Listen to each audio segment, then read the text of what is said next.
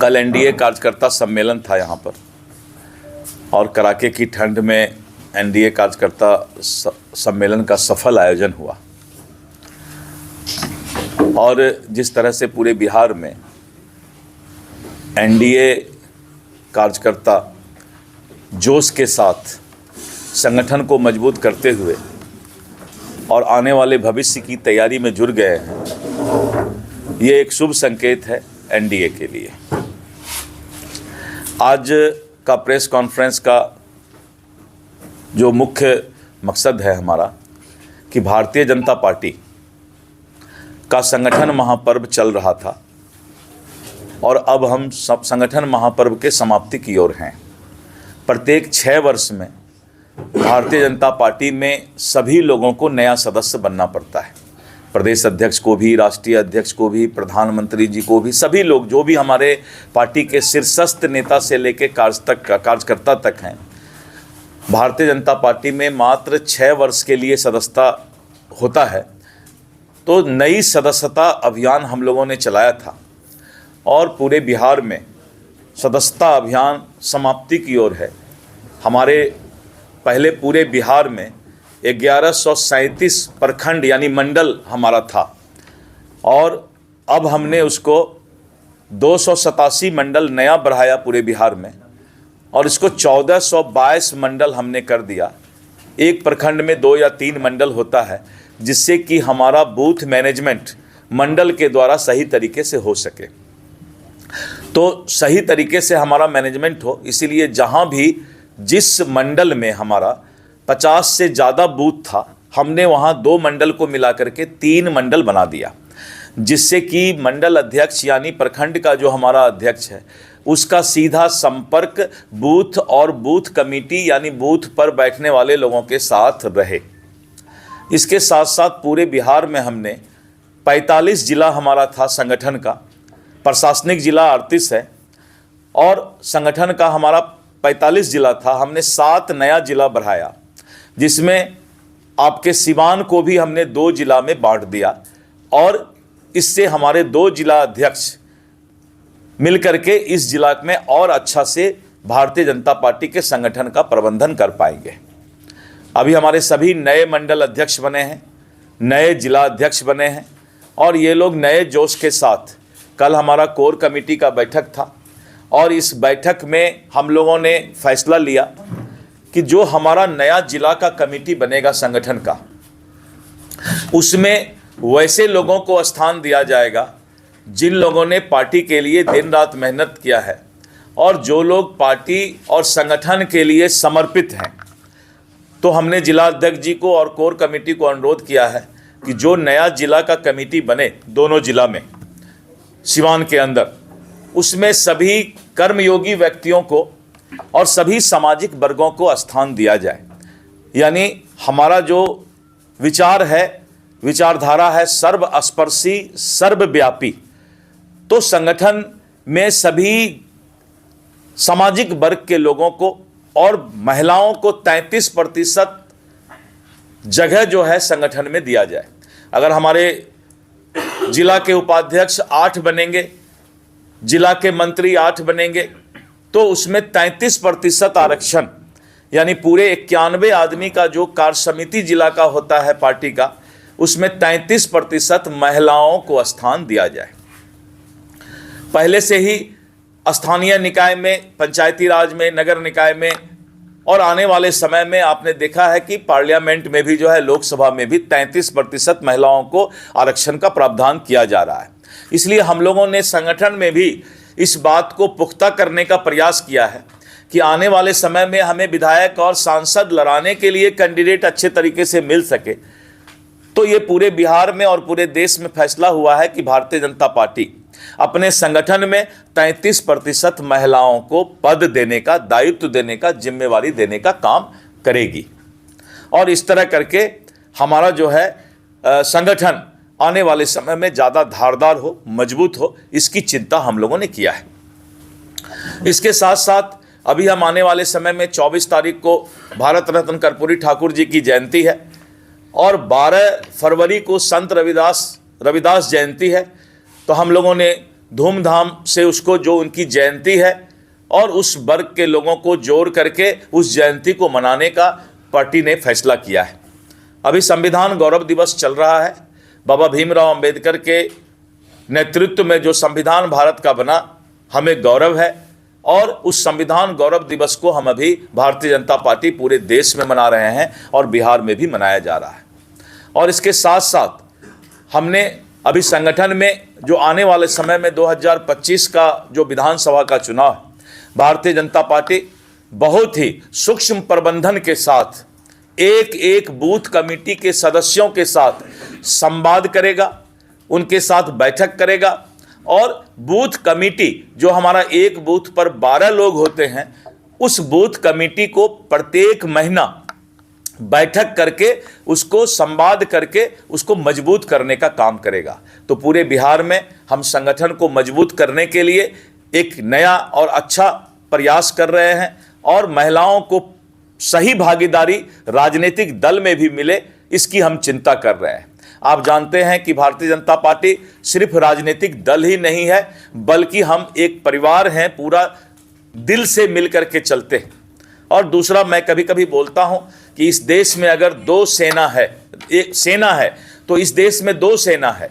एक सेना है जो देश के सीमा की सुरक्षा करता है, फौज देश के सीमा की सुरक्षा करता है, और दूसरा सेना या दूसरा फौज भारतीय जनता पार्टी और विचार परिवार के लोग हैं, जो देश के अंदर विचारधारा को मजबूत करने का काम करता है। तो भारतीय जनता पार्टी के कार्यकर्ताओं से और सभी लोगों से, संगठन के लोगों से हम लोगों ने आने वाले समय में इस देश का विरासत और विचारधारा बचा रहे, इससे कोई समझौता भारतीय जनता पार्टी नहीं करेगी। और आप लोगों के लिए मैं ये बहुत ही हेडलाइन की बात कर रहा हूं कि भारतीय जनता पार्टी इस देश के विरासत और विचारधारा से समझौता नहीं करेगी। यहां का विरासत बचा रहे, यहां का संस्कार बचा रहे, विचारधारा बचा रहे, यह भारतीय जनता पार्टी का प्रथम जिम्मेवारी है, दायित्व है। मुझे इतना सा अपने संगठन के बारे में, पार्टी के बारे में आज कहना था। कल तो एनडीए और सब चीज़ के बारे में आप लोगों को हमने बताया ही। आज विशेष करके चूंकि मैं पार्टी का प्रदेश अध्यक्ष हूं, इसीलिए मैंने इन सब बातों को आपके बीच रखा। धन्यवाद। गठबंधन में अपना एक नाराजगी जाहिर किया उन्होंने, क्या लग रहा है कि सचमुच वो नाराज है या कहीं ना कहीं एक तरह से प्रेशर बना रहे हैं? नहीं, कहीं कोई नाराजगी एनडीए घटक दल में नहीं है। आपने कल देखा कि उनके जो प्रदेश अध्यक्ष हैं माननीय अनिल कुमार जी, जो टेकारी के विधायक, कल उन्होंने हम लोग सब साथ चल रहे हैं, एनडीए का बैठक चल रहा है। अपने कार्यकर्ताओं के बीच जब भी कोई नेता जाते हैं तो संगठन को बढ़ाना है, तो संगठन में हिस्सेदारी की बात सब लोग करते ही हैं। एक सवाल होता है, पिछले चुनाव में, विधानसभा के चुनाव में बड़े भाई छोटे भाई की भूमिका रही है नीतीश कुमार की। इस बार क्या रणनीति रहेगी, बड़े भाई आप या छोटे भाई? मुझे लग रहा था कि इतना देर से अभी तक कोई इंटेलिजेंट पत्रकार किसी ने ये सवाल नहीं किया, तो एक तो हैं जो अति विशेषज्ञ पत्रकार हैं। देखिए, ऐसा है, नीतीश कुमार जी के नेतृत्व में बिहार में सरकार चल रहा है। नीतीश कुमार जी के नेतृत्व में हम बिहार में चुनाव लड़ रहे हैं, ये स्पष्ट है। इसलिए इन सब बातों का कहीं कोई अतिशयोक्ति और सवाल ही नहीं उठता। सर, महिलाओं पर विशेष ध्यान नहीं दिया जा रहा है। टिकट देना तो दूर की बात है, इन लोगों को महिला आयोग में भी आप लोग नहीं ले जाते हैं, खासकर गोपालगंज, सीवान, छपरा, ये तीनों जिला से देखा जाए तो। निश्चित रूप से आपका ध्यान रखेंगे। अगर कोई आयोग से आप लोग बहुत हेल्प लेते हैं। चूंकि महिला आयोग में कुल 6 के आसपास सदस्य होते हैं, तो 3 हमारे कोटा में मिलेगा बीजेपी को, और जब हम गठन करेंगे तो इधर का भी ध्यान रखें। सर, संगठनात्मक रूप से मजबूती पर बहुत चर्चा होती है बीजेपी में, लेकिन बीजेपी कभी भी अपने संगठन के दम पर अकेले बिहार में सभी सीटों पर चुनाव लड़ने की स्थिति में नहीं रहती है, न हिम्मत करती है।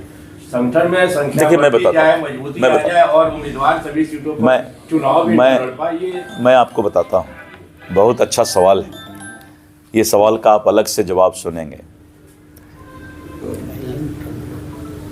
बिहार में और पूरे देश में कहिए, कुछ राजनीतिक दल इस देश के जनता को जाति में बांट करके राजनीति करते हैं, और जब जात पात की राजनीति, एक तरफ सामाजिक समरसता की बात करते हैं, सामाजिक न्याय की बात करते हैं और दूसरे तरफ समाज को जात पात में बांटते हैं। भारतीय जनता पार्टी इन जात पात से ऊपर उठ कर के राजनीति करना चाहती है और शुरू से करते आ रही है। जब जात पात की राजनीति में लोगों को भावनात्मक तरीके से जोड़ करके एक माहौल बनाने का प्रयास किया जाता है तो भारतीय जनता पार्टी को और थोड़ा मेहनत करने की आवश्यकता पड़ती है। लेकिन जब सामाजिक न्याय और सामाजिक समरसता की बात आती है तो प्रतिपक्ष के लोग जो माननीय लालू यादव जी के परिवार हैं, उनको ये सोचना चाहिए कि सामाजिक न्याय घर परिवार से बाहर निकल के भी सामाजिक न्याय होता है। चांदी का चम्मच लेकर के घर में जो जन्म लेगा वही नेता बनेगा, और सामाजिक न्याय लोगों के साथ क्यों नहीं हो रहा है? क्यों नहीं हमारे प्रतिपक्ष में, राष्ट्रीय जनता दल में कोई आम आदमी उसका जो है नेता बनता है? क्यों तेजस्वी यादव ही नेता बन रहे हैं?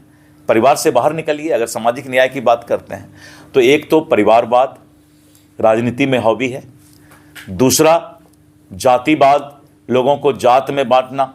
अंग्रेज चले गए लेकिन कांग्रेस और ये प्रतिपक्ष लोग डिवाइड एंड रूल की राजनीति करते हैं, तो थोड़ा सा कांटों का डगर है। आप पर भी लगता है कि आप भी समाज को नहीं, divide and rule मैंने आपका जवाब दिया, मैंने आपका जवाब मेरा दिया। वो सवाल नहीं था। ये बीजेपी बिहार में मैं बताता हूँ। मैं बताता हूँ। ये आरोप भारतीय जनता पार्टी पर कभी नहीं लगता है। इसलिए नहीं लगता है कि अगर हम सनातन की भी बात करते हैं कि हम सनातन की राजनीति करते हैं, ये आरोप हो सकता है। तो इस देश की 80 से ज़्यादा प्रतिशत आबादी सनातन है, 85% आबादी सनातन है। तो जहां 85% 80% सनातन ही है तो हम वहां क्या जात धर्म की बात करेंगे? कोई बात नहीं कर सकते हैं। अगर हम सनातन की राजनीति करते हैं तो 85% अगर एक तरफ लोग हो जाए तो कोई राजनीति होगी, जरूरत पड़ेगा क्या? सर, जातिया का तो आप लोग भी करते हैं। मैं बात बताता हूं, इसलिए मैं बताता हूं कि भारतीय जनता पार्टी विचारधारा की राजनीति करती है, विचारधारा की राजनीति करती है और सभी सर्वस्पर्शी सर्वव्यापी। हमारा जातिगत क्या है? सर्वस्पर्शी सर्वव्यापी। कोई ऐसा नहीं है कि एक दो जाति चिन्हित कर लिए राजनीति शुरू कर दी है। इसको ये भी कर सकते हैं कि नीतीश कुमार चलिए इस पर बीजेपी चलिए सर, आपको लगता होगा कि हमारे जेहन में अच्छे अच्छे सवाल आ रहे हैं, लेकिन जवाब क्वालिटी का जब आ जाए तो जेहन के सवाल को रोक। इन्वेस्टमेंट क्यों नहीं हो रहा? यूपी में देखिए तो अरबों खरबों का हो रहा है, योगी जी ला रहे हैं। नहीं, आपको पता नहीं, बिहार में अभी काफ़ी इन्वेस्टमेंट स्टार्ट हुआ है। कोई कल कारखाने विशेष नहीं लग रहा है? नहीं, आपको पता नहीं, अभी बिहार में बहुत सारे कारखाने लगे हैं। इधर आप अगर 1 साल 2 साल में देखिएगा, 5 साल में काफ़ी कारखाने लगे हैं। भाई बहन प्रोग्राम 2500 रुपए देना, मुफ्त में रेवड़ी बांटना, इसको कैसे लेते हैं आप? ये राजनीतिक प्रोपगंडा है। इसको बहुत ज़्यादा इस पर सवाल जवाब किया अभी तो इसमें कर रहे हैं ना, लाडली बहन लाडली भाई। मैंने कहा ना कि गरीबों का हक है, गरीबों को जीने का हक है। जिस तरह भी उसको जीने का हक मिले उसका प्रयास सबको करना चाहिए। आरजेडी वाले कह रहे हैं कि नीतीश कुमार को भाजपा ने कैप्चर कर लिया है, जो भाजपा कह रही है वही नीतीश कुमार। चलिए ठीक है, आपकी बात पर मुझे कोई जवाब नहीं देना है। गरीबों के हक की बात कर रहे हैं, लेकिन एक स्मार्ट मीटर एक बड़ा मुद्दा है बिजली में। नहीं, स्मार्ट मीटर ना, आपको पता नहीं है, स्मार्ट मीटर कोई मुद्दा ही नहीं है। तेजस्वी यादव तो कहा है, फेल हो गया ना, वो फेल हो गया ना। उसने क्या किया? स्मार्ट मीटर का मुद्दा को पूरे बिहार में उठाने का प्रयास किया, लेकिन जब जगदानंद सिंह जी का स्मार्ट मीटर का बिल 8 महीना पहले का देखा गया तो मालूम हुआ कि उनका बिल 8 महीना पहले जो आता था, जब स्मार्ट मीटर नहीं लगा था, अब बाद में उनका बिल जो है 123 रुपये कम आया है, तो उन्होंने इस मुद्दा को ही रोक दिया। बयान तो कल है तेजस्वी यादव। हाँ, तो रोक दिया, अब दम नहीं रहा, मुद्दा नहीं बन पाया। मन से आपने मुहावरे के तौर पे कहा था कि कुत्ते की मौत मारे जाओगे, वो इशारा कहाँ था शिवान में? देखिए, मैं बताता हूँ आपको, अपराधी किसी भी राजनीतिक दल का हो, अपराधी की मौत रोड पर ही होता है। कभी कभी लोगों को लगता है कि मेरे पास AK-47 है, AK-56 है, हम समाज में जिसका चाहें कत्ल कर सकते हैं, हम चाहें तो किसी का ज़मीन लूट सकते हैं, कुछ भी कर सकते हैं। दिमाग में बहुत अपराधी को आता है और देह हाथ ऐंठ करके बहुत लोग चलता है। लेकिन आप अगर इतिहास देखिए तो ये सभी लोग जितने भी अपराधी हैं, जिनका कि तूती बोलता है दुनिया में, ये इनकी मौत रोड पर ही होती है। भगवान और अल्लाह जो है, ऐसे लोगों को कभी सुनिए, समझिए इस बात को, भगवान और अल्लाह, जेसस और वाहेगुरु कभी भी समाज में ऐसे अतिताई को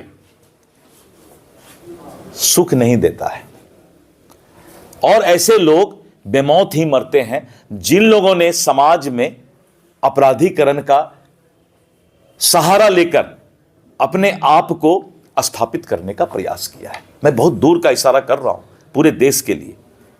अगर आप में हम में भी कोई अहंकार है तो उसको त्यागिए और एक ही बात बोलिए, हम तुम्हारे हैं प्रभु जी, तुम हमारे हो, हम तुम्हारे ही रहेंगे, हे मेरे प्यारे प्रभु। नंगा आए थे नंगा जाओगे, किस बात का? सर इससे ये पर हम एक और सवाल करना चाहते हैं। एक मिनट। नंगा आए हो नंगा जाओगे, किसको दिखाते हो ताकत? किसको दिखाते हो हथियार? किसको ये बताना चाहते हो कि हम समाज में ताकतवर हैं?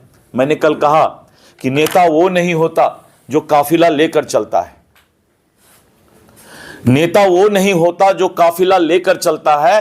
काफिला लेकर चलने वाला नेता डरपोक होता है। काफिला लेकर चलने वाला नेता को ये आभास होता है कि वहां जाए तो पता नहीं लोग हमारा इज्जत करेगा कि नहीं करेगा, 10 आदमी खड़ा होगा कि नहीं होगा, इसलिए एक 90 डिग्री उतरता है, एक 120 डिग्री उतरता है गाड़ी से।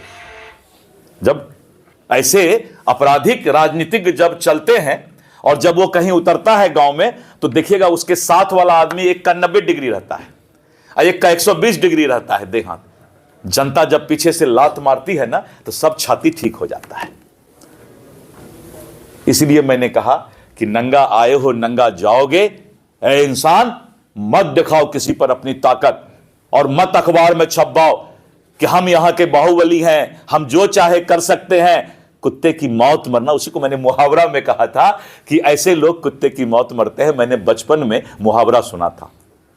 और जब भी ऐसे आदमी को समाज में देखिए तो आपको उसमें कुत्ता ही नजर आना चाहिए। ये मुहावरा है।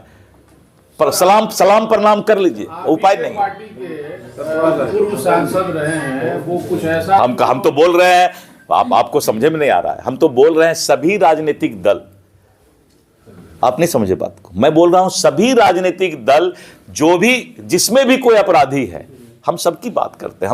हम तो एक ऐसे अध्यक्ष हैं जो बोल रहे हैं कि नंगा आए थे नंगा जाओगे। और आज के बाद आप पत्रकारों को भी ऐसा अपराधी जो बाहुबली नजर आता है, उसके अंदर एक दूसरा चेहरा जरूर देखिएगा जो मुहावरा में हमने कहा है।